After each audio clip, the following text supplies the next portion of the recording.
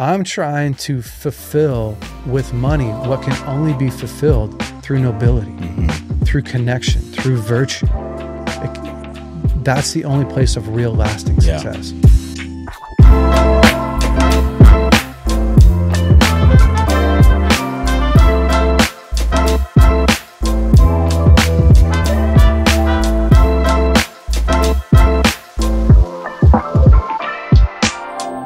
Hey, I'm Chris Lamm. This is the Money Hole Podcast. Please make sure to like, subscribe, comment.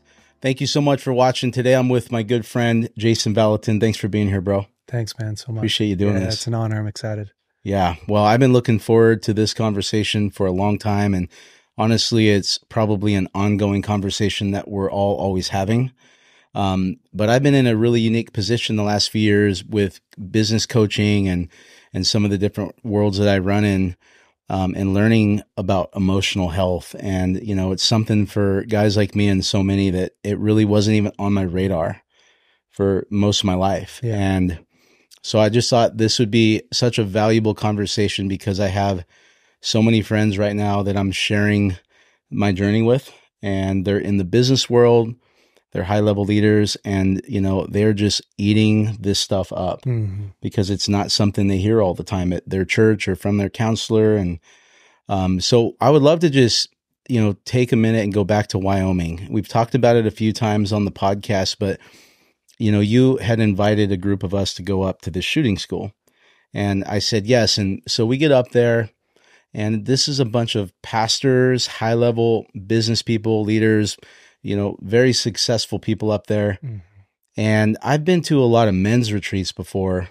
And honestly, I didn't really have a radar or, you know, a grid for what to expect. And so what I remember was these guys who had a lot to lose, you know, a lot of guys at these high levels, they're not super real and vulnerable is the language we use with what's going on in their life. And, you know, there was multiple times where I remember sitting there going, I cannot believe how authentic these guys are about whatever it is going on in their life. And, you know, because before this, I would have, you know, I think if anyone would have saw some of these guys in the different places that they shine in the world, in business, they would have this maybe thought that that guy has everything together. And yet this group of men at that time, they were sharing their struggles. You know, and it's just not something that's super common. Yeah. And so, you know, from that, fast forward, you know, Braveco has really been this group of men that I've been running with. And in the business world, you know, when I coach guys, I was actually talking to Fab about it earlier. You know, these are guys who have millions of dollars, who have Lamborghinis, you know, they're super successful by Instagram's standards. But when you're coaching people like that, you really get a window into their life. Yeah. And you start seeing the addiction, the affair, you know, the low self-esteem with the giant ego. And so I just thought, you know, it would be fun to have a conversation with you and really helpful for some of the people that are going to see this. If you could talk a little bit about your journey with those types of people.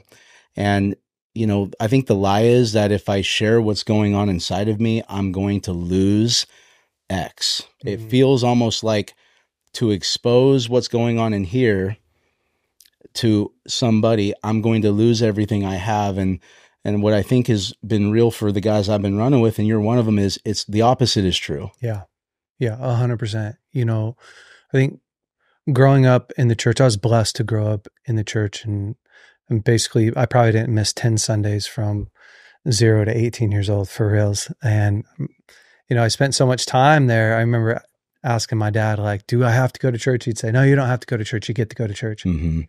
And even in the church, what I found is people have $1 million spirits and 10-cent souls. And in the world, people have $1 million bodies and 10-cent souls.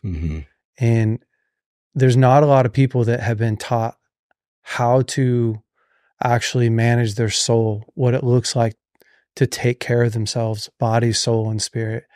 And couple that with, you know, we live in the most fatherless generation that's ever been alive, where our dads aren't home because they don't want to be, not because they're at war.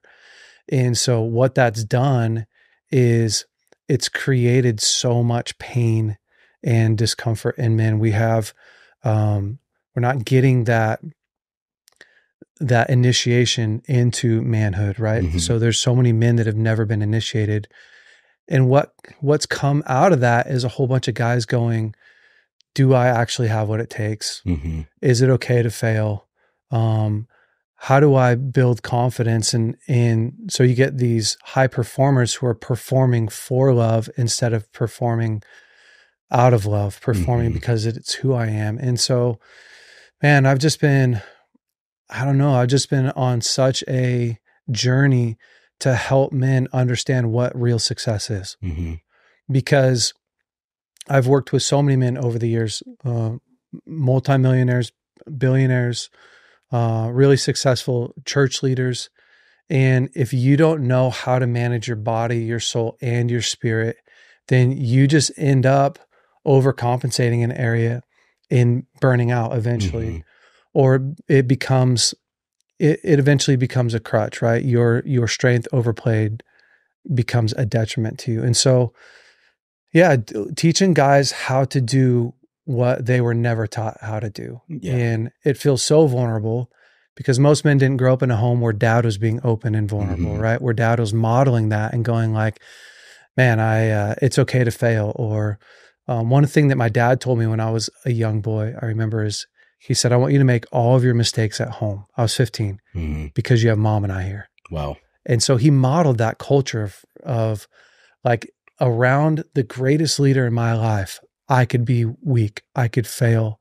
I could ask lots of questions because I had a man who was confident in who he was and gave me identity no matter if I succeeded or failed. He was there to help me win overall. Mm-hmm. And so it's been so cool to watch over this last really 2.5 years as we've been helping men in Brave Co. Learn how to connect emotionally or connect to their emotions, really learn how to set healthy boundaries, learn how to process pain, learn how to work through forgiveness, like really unpack the backpack of pain that they've been carrying around for a long time. It's been great. Yeah, it really has been. I was at a men's group at lunch today with a bunch of business people.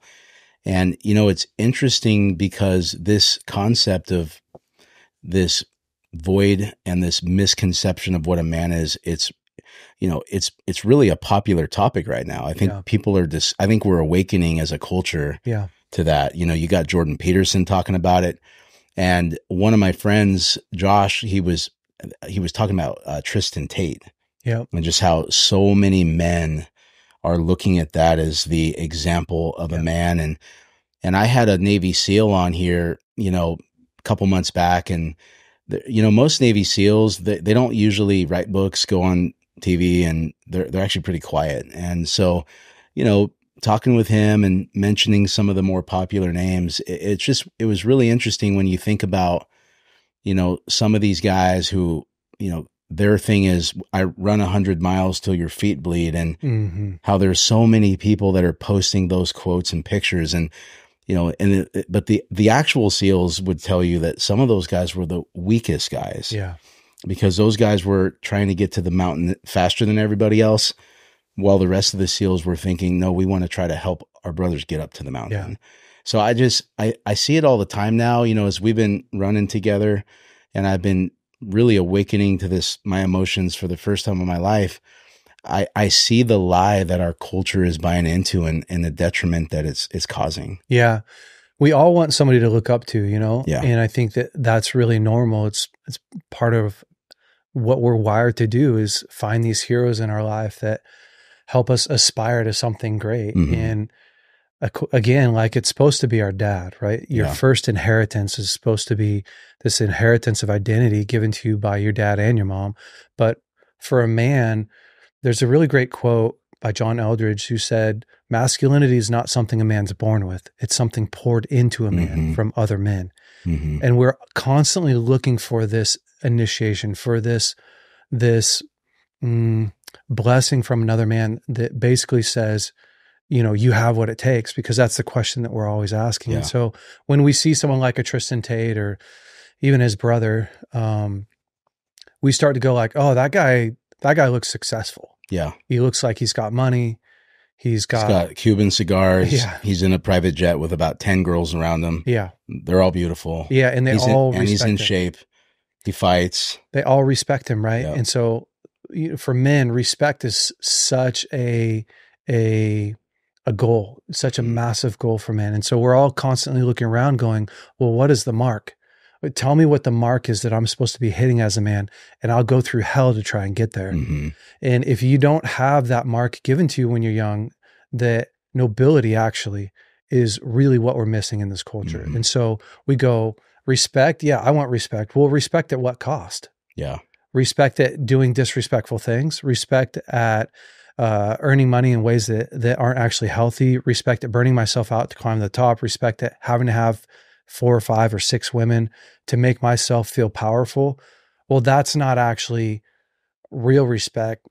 That's not because it lacks nobility. And so most men don't have a value system that includes nobility. And as soon as you throw nobility into the mix, well, what does it mean to actually be a noble man? Mm-hmm. That's something that's hard. And I think that's what, when your Navy SEAL friend was talking about, I think that may even be the piece that maybe he wasn't even able to put together right there, is like, what's it mean to be a noble man, to be a loyal man to the team? Not just the guy who can climb to the top, but a guy who can get to the top in a way that includes integrity, that includes a value system. And if that was never shown to you, honestly, I don't blame men. I don't look around and go like, I can't believe that you're doing that. Most guys, again, just were never shown how, and were never given a value system. And so it was dog eat dog. It's what we do when we're left with a lot of pain, is we start medicating that pain any way that we can. And success is one way to medicate pain. Mm-hmm. And so I think we're working hard to change a culture. We're working hard to re-identify what it means to be a man. And what it means to be a man is to walk with nobility, to lay your life down, to think of others as you would think of yourself, right? Is to learn how to protect, provide, and promote for the people in your life. That's what it means to be a man. That's not an easy thing to do. No, it's not, because as you said, how are people going to learn that when there's nobody around to teach it? I mean, so many guys I know, they'll hear this and they're in a church somewhere in Texas, for example, and it's like, that sounds great. Where are those guys at? Yeah. It's honestly why we've banded together. Mm-hmm. And guys don't have to join Braveco or whatever, but you have to have men that are willing to hold a standard. Mm-hmm. And if you don't have those men willing to hold a standard, then eventually it just becomes the Lord of the Flies, right? Mm-hmm. A whole bunch of guys where it's survival of the fittest. But I think what's starting to happen is guys are realizing that there is no lasting value when you climb the ladder without virtue. You get up there and there's this phrase that says it's lonely at the top. Mm-hmm. It doesn't have to be. Right. When you burn every bridge to get to the top, it's lonely at the top. Yep. When you don't know how to open up and connect with other people, it's lonely at the top. When you don't know how to do life on life, it's lonely at the top.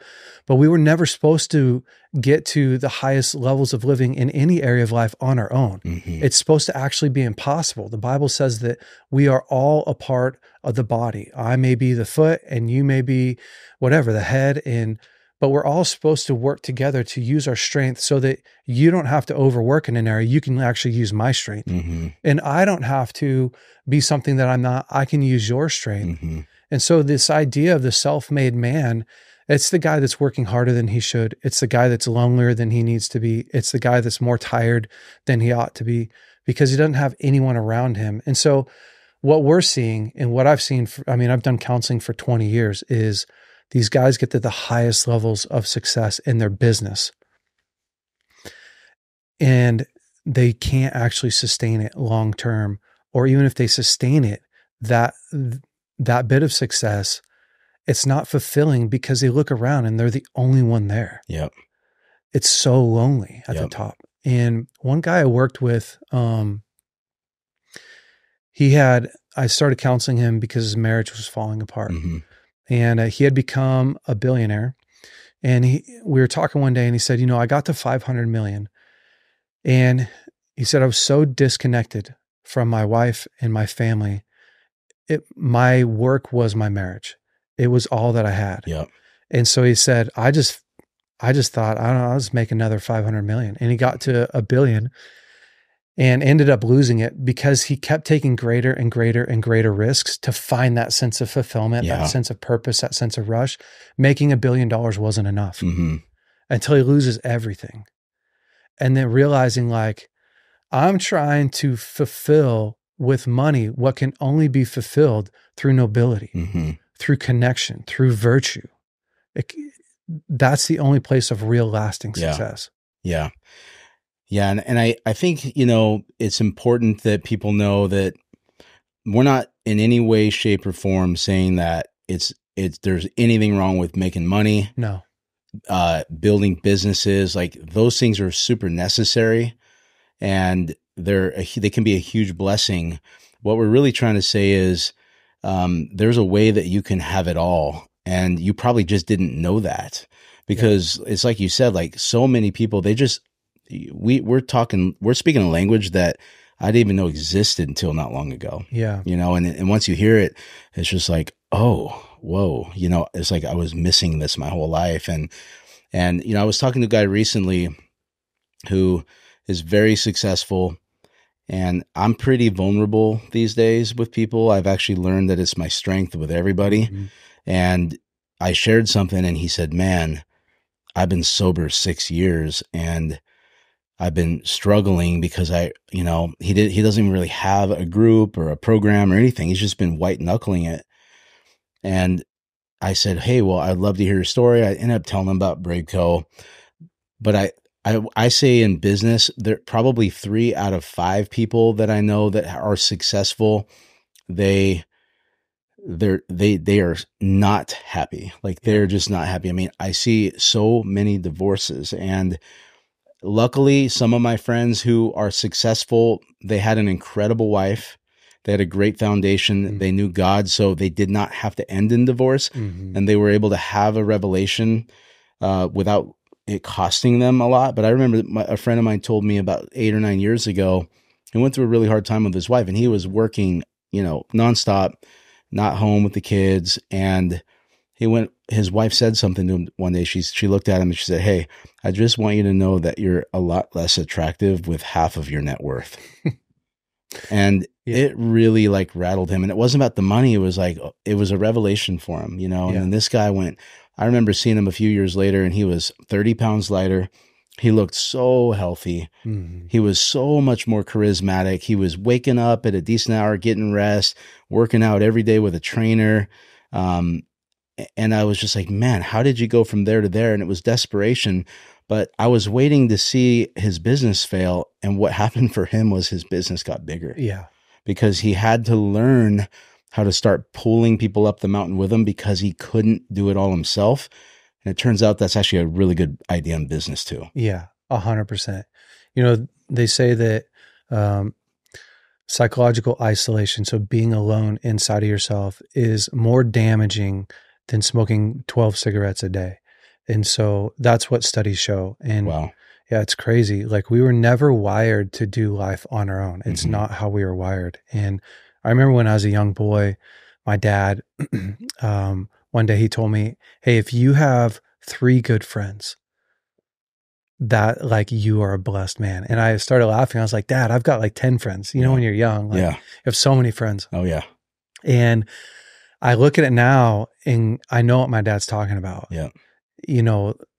I think our father's generation lived even more. I think our generation is starting to do stuff that even our dads didn't do, and starting to live in ways that our parents didn't even know how to live. And so to me, that's the big thing is like, you don't have to live alone. You don't have to do life on your own. You don't have to pretend that you're some self-made man. Like the better option is to run with guys, is to invite guys into life where you do life together. And like you said, like a lot of guys don't know how to do that. And I think you just start somewhere. Like I moved, I don't know, 2 minutes away from your house, Mm-hmm. and you invited me over to work out with you in the mornings. Mm-hmm. Like we knew each other some, but you're like, hey, I work out. If you want to come work out with me, like that's where we started Mm-hmm. is, and I just thought like, that's cool. I mean, I already want to work out. And I know that if I work out with somebody else, I'm way more likely Yeah. to reach my goals. Yep. Right. And so we started doing that and didn't stop. Like that's a gateway into deeper connection. Mm-hmm. And I think some guys make the mistake of just trying to go deep. I've seen that in the church a lot with discipleships. Like, okay, let's meet and we'll tell each other our sins. And then we'll do that once a week. And it's like, well, that gets really old. Yeah. Who wants to do that? But really mixing life together. So it's like rally around your hobbies, rally around things that bring you both life, and then also take it to the next level. Like do some real courage-based vulnerability. Like Mm-hmm. learn to share your story, learn to ask good questions, learn to ask for help, you know? And then before you know it, like you have these relationships that are more valuable to you than almost anything else in your life. Mm-hmm. And to me, that's what makes life worth living. Yeah. Is I'm sharing life with a whole bunch of people. You know, we both do a lot of hunting and a lot of fishing, and some of the best days I've had on the river fly fishing were by myself. Mm-hmm. And it's when you land a really big fish and you're there all alone, you're kind of like, that was really cool, but it's kind of empty at the same time. And there comes a point where you're like, I don't know that I really even that it's that fulfilling anymore. Yeah. Because the real fulfilling thing in life is, I mean, really all you have is the memories that you make. Yeah. Because almost every moment that we live, like almost all of life is realized in past tense. Yeah. And so, man, doing life with other guys is just so much more powerful. Yeah. I think about some of the hunts I've gone on, and I've had some really good ones by myself. But when there's been a few experiences where it was one of the most intense experiences in the woods ever. And it makes such a difference to know that there's someone that's there feeling the same feelings with you. Yeah. I mean, that is, and I've never thought about that till now, but yeah, it makes that memory a more potent memory in your mind, that you experience things with the people you care about and they get to see it. That's so good, man. Yeah.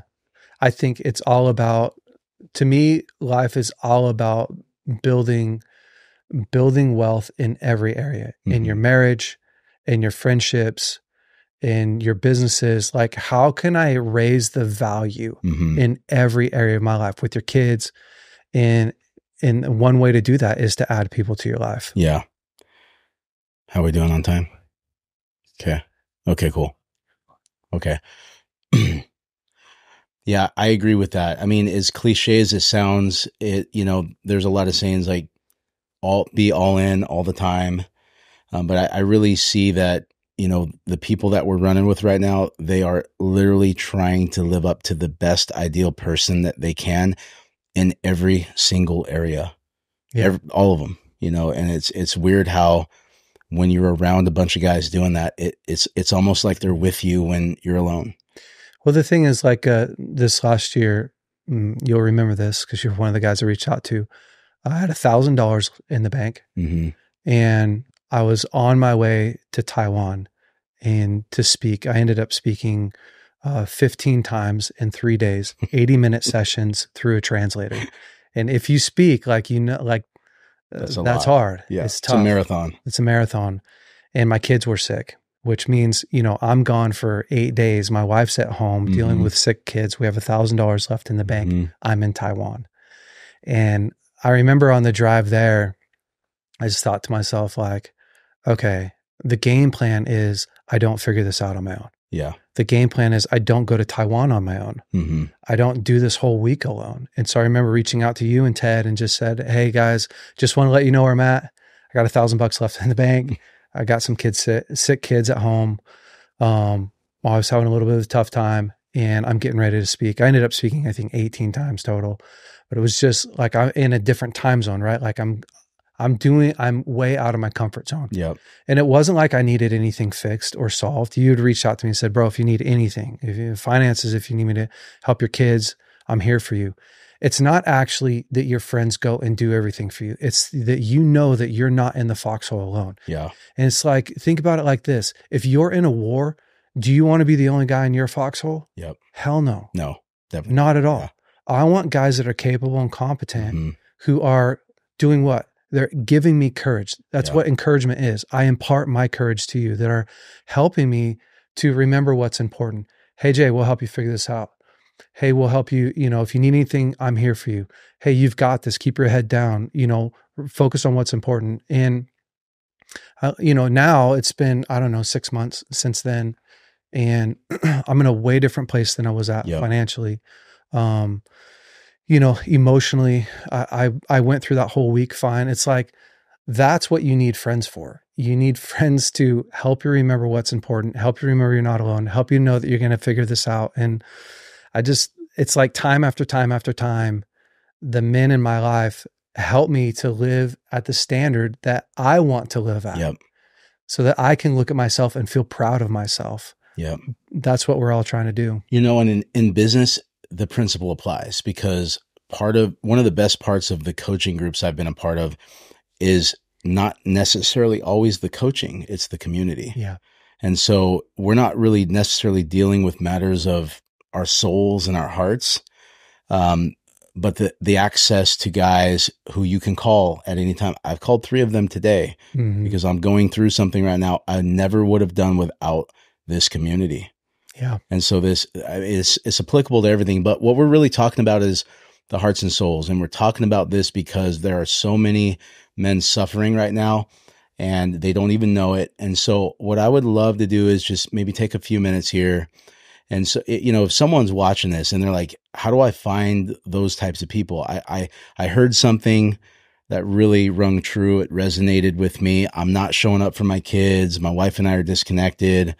I'm working a ton of hours, I'm avoiding a lot of things in my life and they're just hopeless. They don't know where to start. What would you recommend to someone like that? And, Braveco is something I would love you to also talk about. Yeah. And that's an option for guys. So guys can go to braveco.org, and they can lead a small group there if they want to, or they can get connected to us and find out if we have another group that's going, they can jump into. So there's options for that. And, just like at our church, we have men's core groups that guys can jump into. To me, there's no magic perfect group. But I do think that, like, finding a place where men are willing to pour into one another. That's why I love church groups. The men's core groups are great. They're free. You can jump into them, and guys are staying connected and doing great things. Over this last year and a half, 2 years at Braveco, we discipled over 500 men in our online discipleship program. And again, just seeing like so much success. Guys starting the year in the middle of their marriage breaking down and addiction, feeling really unsuccessful. And by the time they end, everything's turned around in their life. And it's the power of community. Yeah. It's not the power of, the teaching or the different tools. That stuff's helpful, but it's the power of community, because honestly, every man has access to, you can Google how to work through pain, there's tons of information out there, but actually having men in your corner every single day, to me, that's the key. That's the key, because, those guys are going to help you stick with your goals. Those guys are going to help you walk out the hard things. And so, guys can go to braveco.org, check us out if they want to, follow the podcast and get more connected. That's a good way. Awesome. Well, dude, thank you so much for being here with me and running with me. It's been a pleasure. And if you have any questions about anything you heard today, we would love to hear your comments or questions. Please visit braveco.org if you wanted to check that link out. And we hope you enjoyed this podcast.